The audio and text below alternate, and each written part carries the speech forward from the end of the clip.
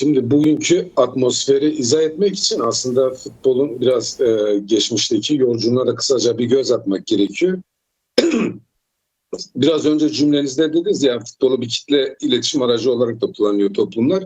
Aslında herkesin bildiği, işte Britanya'da işçi sınıfın sporu olarak ortaya çıktı futbol. Ama futbolun kitleselleşmesiyle birlikte ilk önce Avrupa'da diktatörler, daha sonra da kapitalistler futbolun toplumla ilgili geniş kesimleri etkileyen o sihirli gücünü fark edince futbolla ilişkilendiler. Yani hatırlayanlar bilir, takip edenler ya da okuyanlar. Portekiz'de 50'li yıllarda Salazar, diktatör Salazar döneminde meşhur 3 F'si vardı. Futbol, Fiesta, Fatima, yani futbol, din ve şölen, eğlence anlamında toplumu yönetmişti. Ne yapmıştı Salazar? Benfica'nın, Porto'nun, Sporting Lisbon'un antrenmanlarını dahi filme alıp sinemalarda filmler başlamadan önce bu antrenmanları gösteriyordu. Neredeyse ülkenin başat takımlarının hepsinin maçlarını bu şekilde yayınlıyorlardı sinemalarda, televizyonlarda etkin olmadığı bir dönemde. Sonra aynısını İspanya'da Franco döneminde, diktatör Franco döneminde aynı metodu uyguladılar İspanya. Toplumu futbolla manipüle ederek, aslında demokratik sorunlardan uzaklaştırarak, toplumun ekonomik sorunlarından uzaklaştırarak bir yöntem seçtiler. Ama futbol tabii bu kadar kitleselleşince 70'li yıllardan itibaren kapitalistler futbolun gücünü keşfetmeye başladılar. Bununla ilgili bir anekdot yazımda da yazmıştım. Yani 70'li yıllarda Arjantin'de Perón hükümeti döneminde 78 Dünya Kupası'nın Arjantin'de yapılacağı biliniyordu ve heyetler gidiyordu Arjantin'e. Neydi bu heyetlerin görevi? Sahaları, altyapıyı kontrol ederlerdi. Turnuva yetişebilecek mi, yetişmeyecek mi, eksikler neler? Eğer ülke o turnuvayı kaldıramayacak durumdaysa son anda başka bir ülkeye ev sahipliği veriliyordu. Perón bir heyetin kendisini ziyaretinde 78 Dünya Kupası'nı bütün dünyaya renkli veremeyeceklerini söylemişti. Çünkü Arjantin'de televizyon altyapısı siyah beyazdı. Doğal olarak da çok ciddi bir para gerektiriyordu. 76 yılında Videla, Amerikan destekledi, CIA'nın desteklediği Amerikan Skol'dan destek alan Videla'nın darbesiyle birlikte askeri diktatörlüğe geçildi ve Videla'nın ilk açıklamalarından biri aynen şöyle dedi: biz 78 Dünya Kupası'nı bütün dünyaya renkli vereceğiz. Yani düşünebiliyor musunuz, bir askeri darbe ve askeri darbenin liderinin ilk açıklaması yapılacak Dünya Kupası'nın renkli verilmesi. Çünkü renkli verilmesi kapitalistler açısından şu anlamda önemliydi: stadyumların içini rengarenk reklam, işte Canon'lardan, Fuji'lere, Adidas'lardan, Coca-Cola'lara çok ciddi bir para yatırılıyordu ve ciddi bir arz bekleniyordu. Bunun siyah beyaz verilmesi elbette kitleler üzerinde etkisini azaltıyordu. Ki daha sonra Arjantin gerçek tam anlamlı renkli yayına ise ancak 1 Mayıs 1980 yılında geçebildi. Şimdi oradan bugüne geldiğimizde evet, yani 2026'da biraz da Trump'la da ilişkilendirerek anlatırsak, yani Trump'ın tutumu da enteresandı. Yani 78'deki junta lideri gibi olmasa bile ama bu konuyu çok manipüle etti. İşte İran gelsin mi gelmez mi? Hatta dedi ki İran'ı atalım, İtalyanlara dedi siz gelin katılın falan gibi böyle tuhaf şeyler söyledi. Evet. Şimdi oraya geleceğim işte. Şimdi yeni Dünya Kupası'na birçok kurallar var konuda. Ayrıca adeta futbolcuların insan kimliğinden öte bir robot gibi, bir oyun değil de bir acımasızca bir yarışın kurbanları gibi sunulmaya başladı. Tabii turnuvaların sizin bahsettiğiniz gibi farklı ülkelere verilmesinin de altyapısında aslında küresel sermaye etkisi var. Düşünün, bir önceki Dünya Kupası 22 Katar'da yapıldı. Katar'ın futboldaki yeri neresi herkes tartışılır. Amerika'da turnuva yapılıyor. Dediğiniz gibi İranlı sporcular Meksika'da konaklayabiliyor. Günübirlik gelebiliyor. Dünyaca ünlü hakemler vize alamıyor. Birçok problem yaşanıyor ama Amerika'da turnuva devam ediyor. Hatırlarsınız, Rusya ile Ukrayna Savaşı'ndan dolayı Rusya bütün uluslararası sporlardan men edilmiş durumda. Ama Amerika ve İsrail hala İran'la işte bir şekilde savaş devam ederken dünyanın en büyük spor organizasyonlarında olimpiyatlardan sonraki en büyük organizasyonu yapabiliyor ve hiçbir şekilde FIFA'nın kurallarını, konaklama şekillerini, vizelerini göz ardı etmeden kendi kurallarını dayarak bu turnuvayı düzenliyor ve dünyadan hiçbir yerden ses gelmiyor. Yani az önce tabii sporcudan bahsettiniz. Yani artık normal bir sporcudan bahsetmiyoruz değil mi? Bir futbolcudan bahsetmiyoruz herhalde.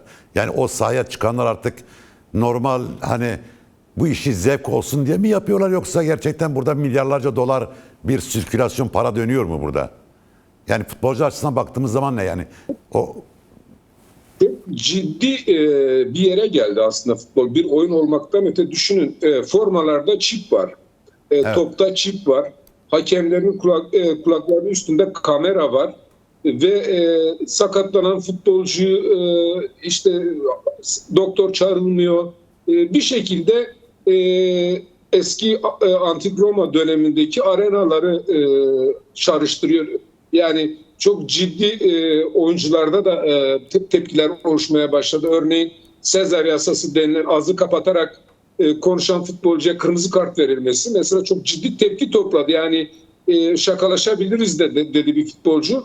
Yani biz her şeyimizi kameralar çekmek zorunda değil. Her türlü ayrıntımızı insanların gözüne sokmaları gerekmiyor diye tavır da konuldu. Ama dediğimiz gibi futbol çok başka bir yere gidiyor. Yani hikaye çıkan bir oyundan çok tamamen önceden kurgulanmış, planlanmış bir oyuna dönüştü. Yani hikayesi yok turnuvanın. evet. Şimdi hikayesi yok diyorsun da tabii şöyle bir şey de aklıma geliyor. Az önce tabii bu işte yeni yelekler yapıyorlar, çipsler falan takıyorlar. İşte oynanan topa da çips takıyor. Yani bu çok bu teknolojinin bu spora bu kadar karışması çok yani gelecek için ne söylüyor bize? Yani bu kadar teknik bir mesele midir futbol oynamak veyahut da spor bu kadar teknik bir olay mıdır yoksa? Yani şöyle şimdi futbolun içindeki tabii bazı kuralların olması örneğin var işte sistemin devreye girmesi en azından stadyumlardaki haksızlıkla önlüyor. 1982 Dünya Kupası'nda bir Belçika Sovyetler Birliği maçı vardı. Pardon 1986 Dünya Kupası'nda Belçika 2 tane açık offside golüyle örneğin Sovyetler Birliği'ni eledi. Hakemliği bitti ama yani görevini de yapmış oldu. Ama bazı kurallar da dediğiniz gibi yani sahadaki kişilerin bir insan olmaktan öte teknolojik bir aygıta dönüşmesine neden oluyor. Hatta konuşuluyor yani bir hakem yeter deniliyor. Yerini yapay zeka destekli kameralarla oyun yönlendirilebilir deniliyor.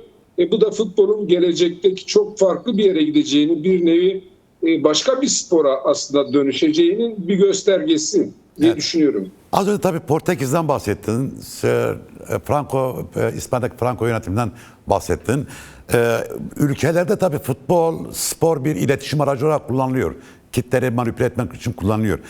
Benim sormak istediğim soru şu. 2026 itibara baktığım zaman artık küresel çapta bir halkla ilişkiler aracına dönüştüğünü söyleyebilir miyiz futbolun? Yani 2026 kupasına baktığımız zaman, Dünya Kupası'na baktığımız zaman örneğin Trump gibi bir Amerika Birleşik Devletleri'nin başkanının elinde bu mesele bir küresel halkla ilişkiler meselesine mi dönüştü? Aslında bu futbolun 80'lerden itibaren endüstrileşmesiyle birlikte yavaş yavaş gelişen bir süreçti. Daha çok sermayenin girdiği, çok ciddi paraların döndüğü, işte reklamların yer aldığı, örneğin su molası mesela aslında işte bahsettiğimiz 78'de Arjantin'deki renkli yayının şu anki versiyonu. Yani maçın tam ortasında herkesin televizyon karşısında kilitlendiği anda su molası adı altında reklamların girilmesi için yapılan bir şeydi. Yani halkla ilişkiler çalışması, ülkelerin milli takımlarının başarılı olması ve başarısız olmasıyla beraber içeride yürütülen PR çalışmaları elbette yani bugüne özgü değil. Yani bu son 30-40 yıldır gelişen bir süreçle ilgili. Tabii bu Trump'ın adeta Dünya Kupası'nda en iyi ben anlarım, en iyi ben organize ederim, benim şartlarım, benim kurallarım geçerli dediği bir turnuvada da elbette zirve yapmış oldu. Evet. Tabii çevreciler de bu konuda çok hassaslar. Tabii birçok ülkede milyonlarca bayrak basılıyor. Yani çevre açısından da bir kirlilik yaratıyor. Ve bir de tuhafıma giden bir şey vardı yani birkaç hafta önce BBC'nin bir haberinde, NBC'nin haberinde ciddi bir haber olduğu için söylüyorum. Final bileti bir tane 660 bin dolara satıldı. Bu normal bir şey midir yani? Bir final biletinin bu kadar fahiş fiyata satılması? Ya şimdi bu NBA'de de var, Amerika Profesyonel Basketbol Ligi'nde. Şimdi futbol işçi sınıfının sporu olarak ortaya çıktığını söyledik. Artık futbol işçi sporunun bir olayından öte zenginlerin bir eğlence aracına dönüştü bir şekilde. Yani Katar'da 100 bin kişilik Katar halkının eğlenmesi için Dünya Kupası'nı Katar'a verdi parayla. Yani Katar nasıl bir organizasyonu aldı?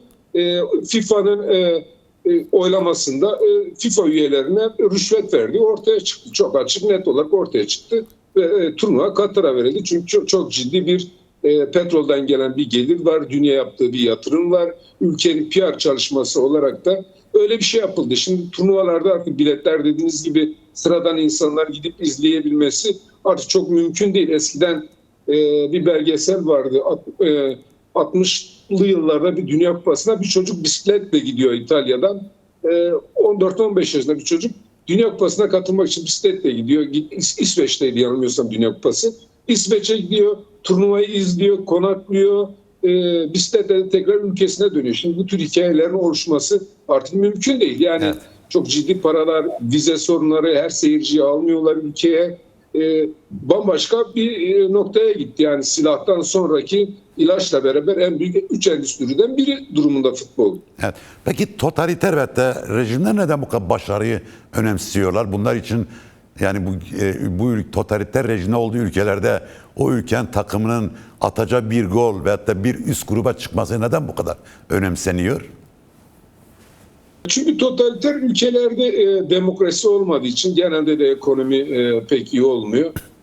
Sürekli bir anlatı var. İşte o ülkedeki insanların etnik kimliğine vurgu, onların ne kadar yüce olduğu, onlar nasıl kutsandığıyla ilgili bir mit anlatılır. Ve eğer turnuvada bu başarılı olursa elbette bunları günlerce işleyebiliyorlar. Yani işte bizim ulusumuzun ne kadar güçlü olduğu futbolla, yani ekonomiyle, demokrasiyle, insan haklarıyla değil de onu futbolla ikame ederek toplumsal itirazı diyelim, toplumsal itirazı bir şekilde bastırarak futbol üzerinden yeni bir iklim yaratarak iktidarların sürmesine katkı sağlıyorlar. Ve yani yoksa başka bir amacı yok. Evet. Tabii Türkiye milli takımı 2 maçında yenildi. 3. maçı olacak. Bu maçı kazansa dahi turnuvadan elenmiş oluyor. Yani bu yeni FIFA'nın kuralına göre. Evet. Şimdi bilmiyorum izleyebildiniz mi? Dijital medya ortamlarında, sosyal medya ortamlarında ve televizyonlarda bu takımın başarısızlığı izah edilirken böyle çok ırkçı köpürmeler oldu. Yani Haiti'ye karşı, Yeşilburnu adalarına karşı mesela şöyle söyleniyor. Ya biz Haiti kadar bile olamadık. Sanki Haiti çok kötü. Ya da Haiti'deki yaşayan insanlar işte okla ve de yayla dolaşıyorlar ve Yeşilburnu adalarında yaşayanlar böyle onları küçümseyerek bizim ulusumuz nasıl yenilir gibi bir hava estirdiler.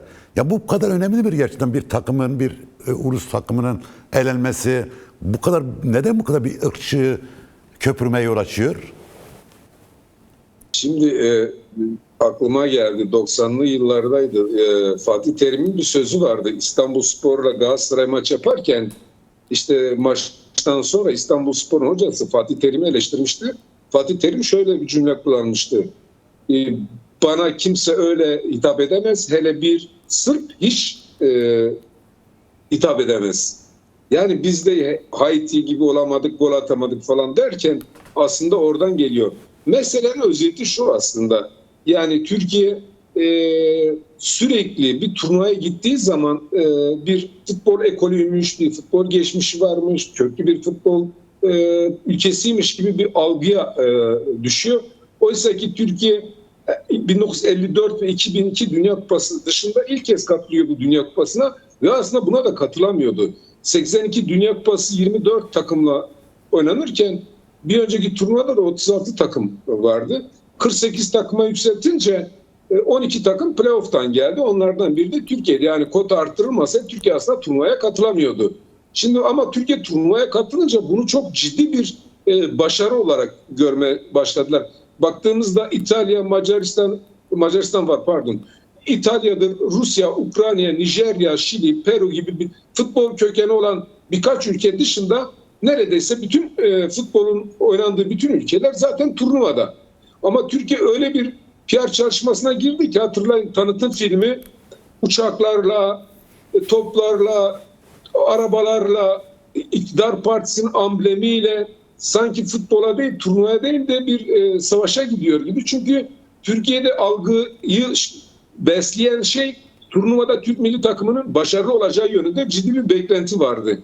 Herkes, hatta hala maçlar televizyonlarda Türk milli takımının başarılı olacağına dair hazırlanan reklam filmler hala dönmeye devam ediyor.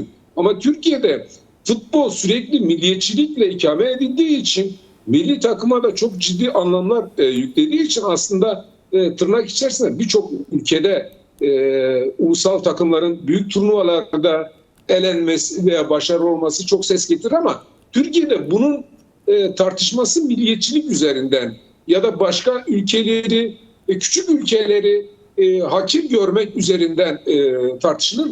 Bu da ciddi sorunlar meydana getiriyor. Yani düşünün, Futbol Federasyonu Başkanı milli takım futbolcularına imar izni olmayan bir yerden villa vereceği sözünde bulunuyor. Yani Futbol Federasyonu Başkanı bile bu turnuvada kendi maddi bir gelir elde etmek için futbol milli takımını kullanarak imarı olmayan yere milli takım oyuncularına villa veririm hesabıyla orada imar alırım, ciddi paralar kazanırım mantığıyla hareket ederek villa sözü veriyor. Türkiye'nin futbolda çok ciddi bir öz eleştiriden geçmesi gerekiyor. Yani Türkiye sürekli dünya kupalarına, Avrupa futbol şampiyonlarına katılan bir ülke değil. Bu Epitop'u 23'ten beri katıldığı 3. turnuva. Yani bunu içselleştirmeden sürekli yeni bir heyecan dalgası yaratarak Dünya Kupası'nda çok üst noktalara geleceği söyleniyor. Hatta Cumhurbaşkanı Erdoğan bir toplantıda yarı final, çeyrek finalden bahsederken hayır, bana kupayı getirin dedi. Yani şampiyonluk kupasını getirin dedi. Şimdi şampiyonluk kupası öyle kolay bir şey değil. Yani evet, sürekli turnuvalara katılan ülkeler var.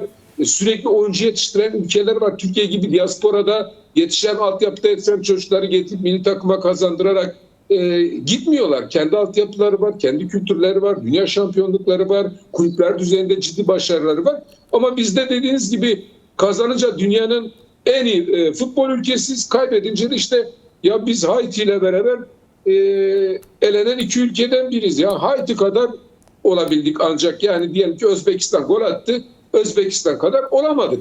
Böyle bir eleştiri getiriyor. Bu da Türkiye'de futbolun aslında yapısal olarak ciddi sorunlara sahip olduğunun da bir göstergesi. Tabii bir de şunu söyleyeyim, tabii ben de birincime söyleyeyim. Tabii Türk televizyonlarında bu maçları izleyince sunucuların, yani o maçı sunanların da dili acayip şekilde milliyetçi ve ırkçı. Yani mesela bir Almanya televizyonda da, Fransa ve de İngiltere ve Belçika televizyonda şöyle duymuyorsunuz. Bizim takım, bizimkiler falan diye bir kelime duymuyorsunuz yani. İşte Belçika ile Senegal oynuyor. Belçika şunu yaptı, bunu yaptı diyor adam. Yani oradan sunucu nötr davranıyor, ama Türk sunucularda insan gerçekten yani sanki sanıyor sahada o da yani bir milli görevmiş gibi. Dediğiniz gibi savaşa gidermiş gibi. Şimdi tabii de bir Deniz Undağ. Evet. Deniz Undağ'a geçmeden bir ek yapayım. Tamam. Şimdi Türkiye turnuvaya giderken aslında en az destekli milli takım olarak gitti. Çünkü turnuva öncesi hazırlanan reklam filmleriyle beraber aidiyet bağı koptu insanlardan ve ben çok ilginç, Türkiye'nin elenmesinin çoğu kişiyi çok da üzmediğini gördüm. Özellikle sosyal medyada falan siz bahsettiniz. Tabii orada kadrolu maaş alan evet, insanlar. Ama ilk kez çok ciddi üzülen bir takım, adeta Türkiye milli takımı değil de AKP'nin milli takımıymış gibi bir hissiyat doğdu o reklam tanıtım evet, filmiyle beraber. O yüzden toplumun genel anlamında da çok ciddi bir üzüntü yaratmadığını ben gözlemledim. Evet. Şimdi oradan Deniz Undağ'a gelelim. Deniz Undağ tabii Kürt, Viranşehirli, Yezidi bir Kürt ailenin çocuğu. Almanya'da doğup büyümüş. Aslında Türkiye vatandaşı da değil, onu da söyleyeyim. Bunu çok insan bilmiyor. Ailesi daha önce Türkiye vatandaşından çıkarılmış bir ailenin çocuğu. altyapıdan gelmiş, büyük emek harcamış ve Almanya takımında oynuyor. Aslında Almanya federal takımı deniyor. Almanya milli takımı da söylenmiyorlar. Almanca'da. Şimdi Deniz Ündar'ın tabii başarısı bütün Kürtlerde böyle bir ufak bir heyecan yarattı diyebilirim yani. Bunu nasıl okumak gerekiyor? Yani Kürtler açısından bakıldığı zaman. Aslında Deniz Ündar'ın hikayesi sadece Kürtler açısından değil, total anlamda işte sosyal medyada dünyanın birçok yerinde çok ciddi ilgi çekti. Bunun temel nedeni de biraz önce söyledim ya, dünya futbolu uzun zamandır hikaye üreten sporcu eksikliği yaşıyordu. Örneğin Brezilyalı 80'li yıllarda takım kaptanı Sokrates vardı, doktor, evet, sosyalist. Brezilya milli takımda oynarken kenar mahallede, Rio'nun kenar mahalledeki çocukları muayene ediyordu. Yani İngiliz George Best vardı örneğin, yaşamıyla çok aykırı bir tipti. İşte Sovyet Derbi'nin kalecisi vardı, Lev Yashin. Futbolcular gol attığında saygı olsun diye önce gider ona tokalaşır, sonra gol sevinci yaparlardı.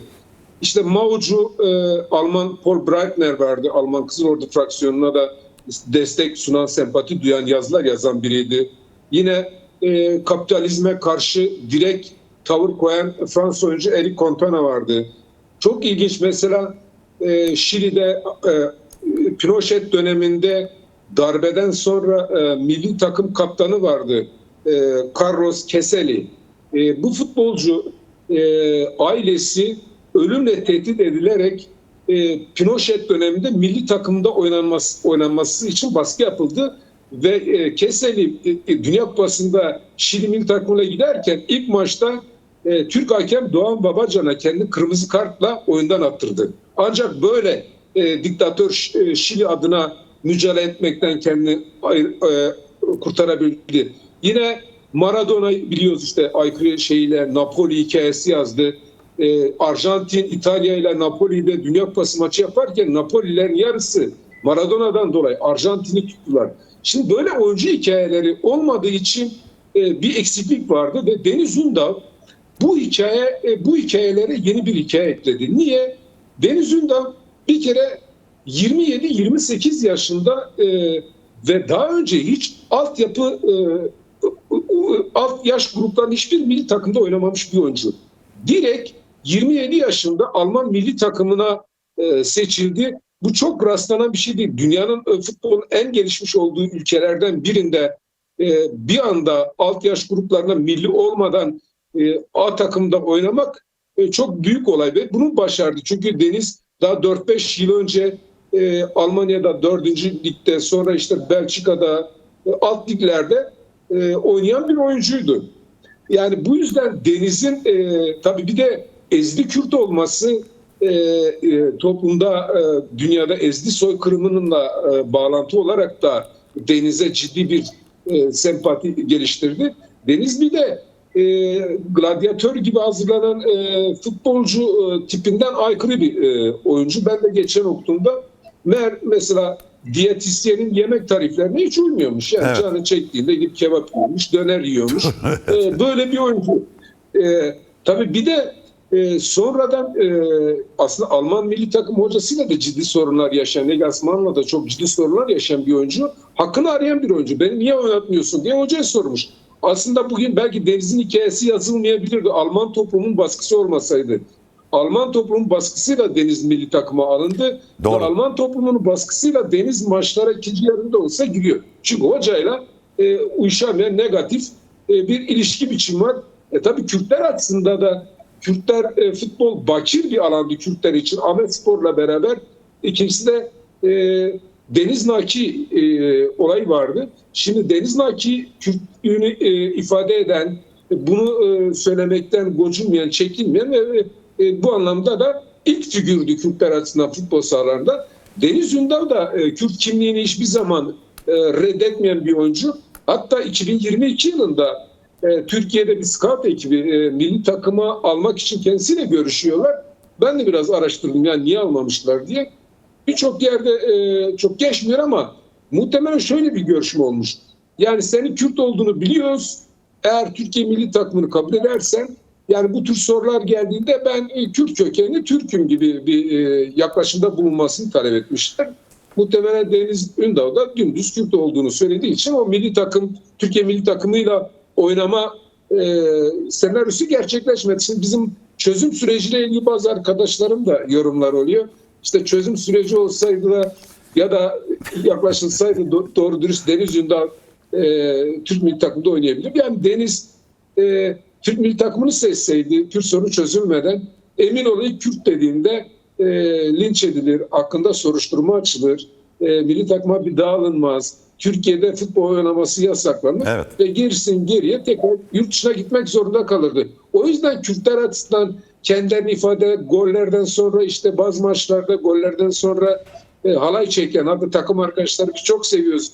O halay çekince biz de eşlik etmek istiyoruz falan. Çok pozitif bir oyuncu ve Kürtler de üst düzey, yani dünya futbol şampiyonası futbolun en üst olduğu yer ve bir Kürt futbolcu 2 maçta ikisinde de yaklaşık yarım saat oyuna giriyor ve 3 gol 2 asist yaparak Messi ile Ronaldo ile çekişiyor. Bu elbette Kürtlerin aidiyet kurmak açısından Deniz Ündar'la Dünya Kupası'nı onlar için de sürprizli bir hale getiriyor ve eminim herkes Deniz Ündar maçını izlemek için çoğu da Almanya'ya gidiyordur. Evet.